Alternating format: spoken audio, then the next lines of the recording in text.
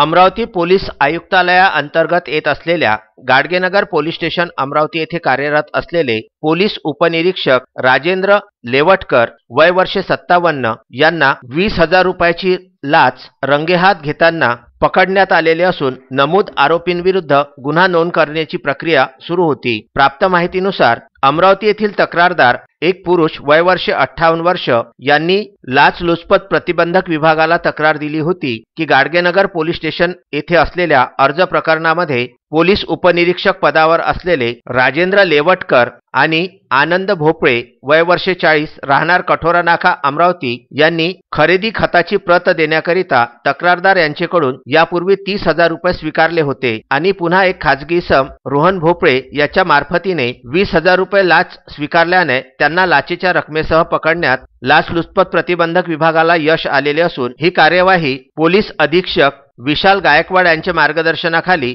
Arun Sawant, upper police अधीक्षक लाचलुचपत प्रतिबंधक विभाग, संजय महाजन, एस भगत, अमोल कडू, संतोष इंगळे, सतीश उमरे, युवराज राठोड, शैलेश कडू, सतीश किटुकले यांच्याकडून करण्यात आली। सर्व नागरिकांना आवाहन करण्यात येते की कोणत्याही शासकीय अधिकारी अथवा कर्मचारी यांनी किंवा त्यांच्या वतीने खाजगी इस्माने त्यांचे कोणतेही शासकीय काम करून देण्यासाठी लाचेची मागणी केल्यास तात्काळ लाचलुचपत प्रतिबंधक विभाग अमरावती यांच्याशी संपर्क साधण्याचे आवाहन सुद्धा करण्यात आले आहे। Vidarbha news bureau, Amravati.